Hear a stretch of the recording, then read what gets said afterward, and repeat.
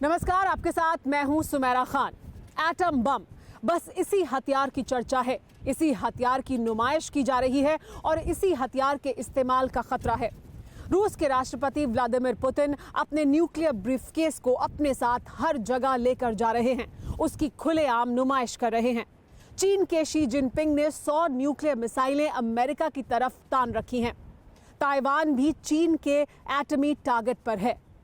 तो क्या होगा अगर पारंपरिक हथियारों की जगह परमाणु हथियारों का इस्तेमाल होने लगे, अगर परमाणु हथियारों के साथ एटम बम चलने लगे? अगर इस तरह से जखीरे को अपने परमाणु हथियारों के ये देश बाहर निकालते हैं और उनका इस्तेमाल करते हैं तो फिर दुनिया का महाविनाश तय है। अभी तक जो आंकड़े सामने हैं उसके मुताबिक रूस के पास 6,500 परमाणु बम हैं, अमेरिका के पास 6,185 परमाणु बम हैं, फ्रांस के पास 300 परमाणु बम हैं, तो इसके अलावा चीन के पास 290, इसके अलावा ब्रिटेन के पास 200, पाकिस्तान के पास 150, भारत के पास 130 से 140 एटम बम मौजूद हैं। इजराइल के पास 90 एटम बम हैं, तो उत्तर कोरिया के पास कुल 30 एटम बम हैं। अगर इन एटम बम या परमाणु हथियारों का इस्तेमाल होता है तो फिर दुनिया का महाविनाश तय है। अगर 1/3 भी जो परमाणु हथियार दुनिया के जखीरे में मौजूद हैं उनका इस्तेमाल होता है तो भी दुनिया को कोई नहीं बचा सकता है। फिर क्यों इन परमाणु हथियारों के इस्तेमाल की धौंस जमाई जा रही है? फिर क्यों कहा जा रहा है कि परमाणु हथियार का इस्तेमाल किया जा सकता है? क्या है इसकी हकीकत? क्या है दरअसल सच्चाई परमाणु हथियारों के इस्तेमाल की और उनको लेकर जमाई जा रही इस धौंस की? देखिए ये वर्ल्ड एक्सक्लूसिव रिपोर्ट।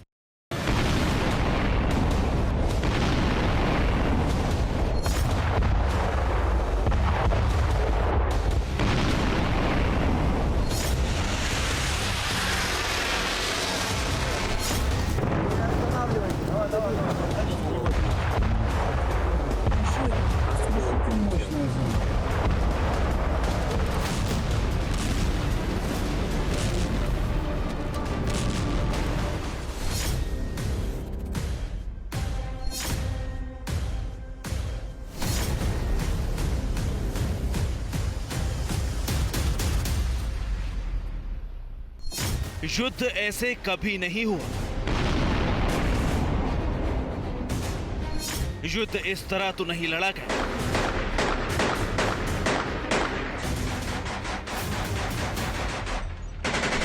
जैसे यूक्रेन में हो रहा है, जितना विध्वंसक हो रहा है, जितना हृदय विदारक हो रहा है।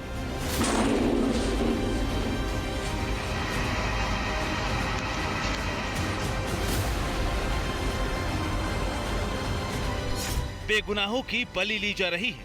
तड़पते इंसान बारूदी धमाकों से दहल रहे हैं।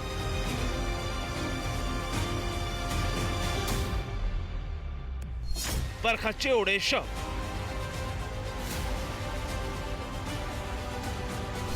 भस्म हो चुके आशियाने।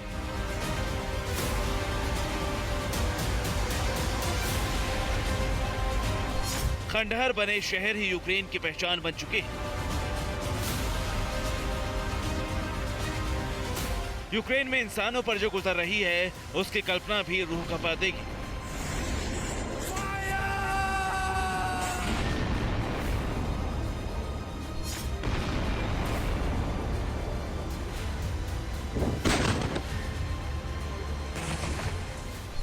यूक्रेन में जो लोग भोग रहे हैं उसे वहां की पीढ़ियां भी भुला नहीं पाएंगी। यूक्रेन युद्ध में रूसी फोर्स पर दरिंदगी के आरोप लग रहे हैं।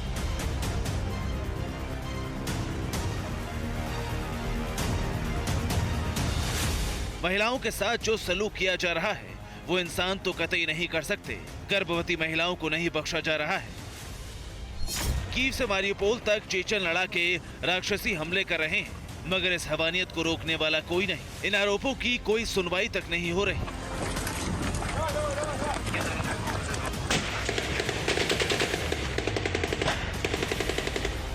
नरसंहार के बाद युद्ध अपराध की वारदात की झड़ी लगी हुई है। इन सब के बीच सबसे विनाशकारी हथियार को अपने साथ लेकर प्रेसिडेंट पुतिन घूमने लगे।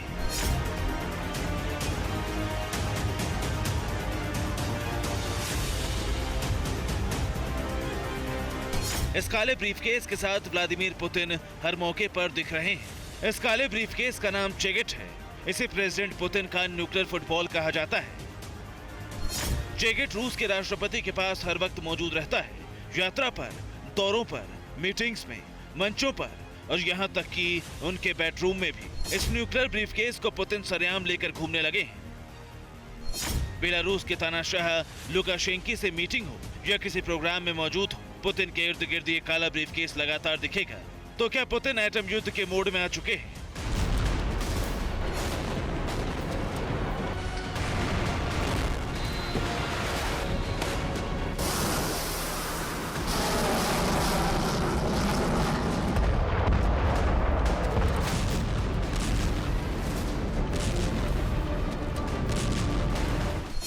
एटम बम फटा तो क्या होगा?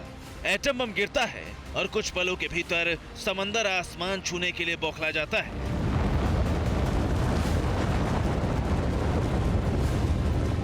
एटम बम जमीन पर गिरता है तो पूरा का पूरा आसमान धूल के गुबार में तब्दील हो जाता है।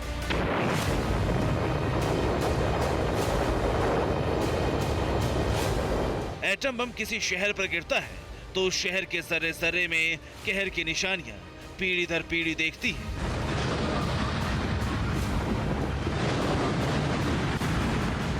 इस तबाही का गवाह इतिहास है जापान का हिरोशिमा और नागासाकी। दरअसल जिसे आम बोलचाल में एटम बम कहते हैं वो न्यूक्लियर बम होता है। एटम बम न्यूक्लियर परिवार का हिस्सा है, इसे ऐसे समझिए।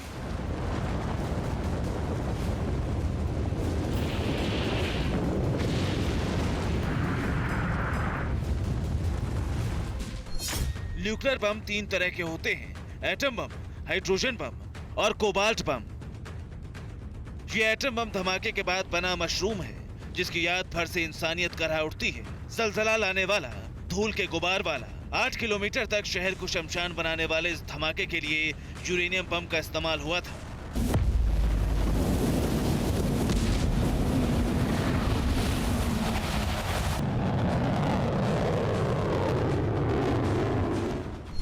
एटम बम बनाने के लिए यूरेनियम और प्लूटोनियम का इस्तेमाल होता है। इस बम में यूरेनियम और प्लूटोनियम के पदार्थों में टूट पैदा की जाती है। टूट पैदा करने के लिए फिजन तकनीक का इस्तेमाल होता है। यूरेनियम और प्लूटोनियम में फिजन से अपार ऊर्जा निकलती है जिससे तापमान 13,000 डिग्री सेंटीग्रेड तक पहुंच जाता है, जो इतना तापमान होता है कि स्टील को गलाने में भी सक्षम है। एटम बम गिरने के साथ सिर्फ धमाका नहीं होता, बल्कि जो धूल का गुबार उठता है उस धूल के साथ विकिरण शुरू होता है। जहां जहां तक हवा के साथ ये धूल पहुंचती है वहां वहां तक विकिरण का असर होता है।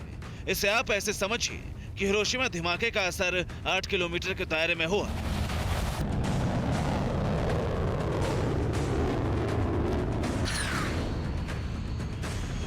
लेबनान धमाके ने 10 किलोमीटर दूर तक असर डाला। इसीलिए अगर एटम बम फटा तो ये कई कई किलोमीटर तक महाविनाश की कहानी लिखेगा, क्योंकि आज के एटम बम पहले के मुकाबले काफी शक्तिशाली है।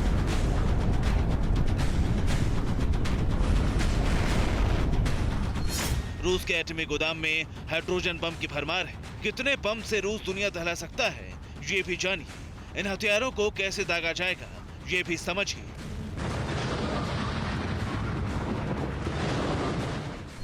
रूस के पास 6,257 न्यूक्लियर हथियार है।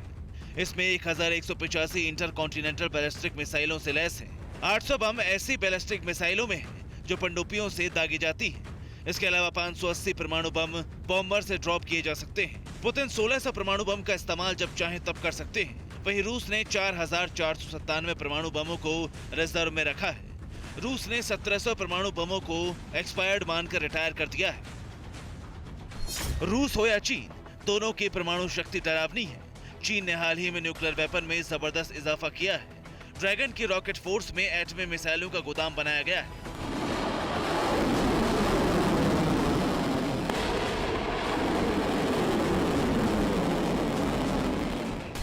अमेरिकी खुफिया जानकारी में डिटेल दी गई है कि किस तरह ड्रैगन ने साइलो प्रोजेक्ट में पूरी ताकत झोंक दी है।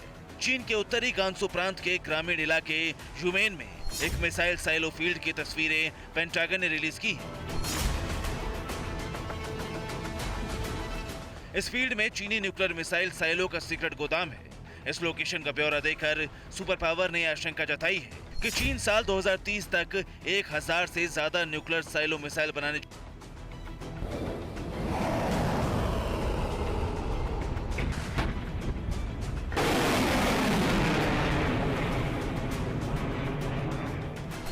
फिलहाल चीन के पास महज 290 एटम बम है। इतने एटम बम से चीन अमेरिका से सीधी टक्कर लेने की हिम्मत नहीं रखता।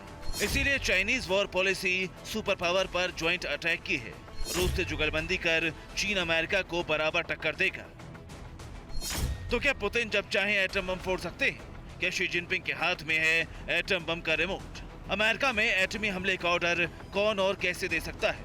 न्यूक्लियर युद्ध के नियम क्या है? एक एक जानकारी हैरत अंगेज है। बने रहिए हमारे साथ।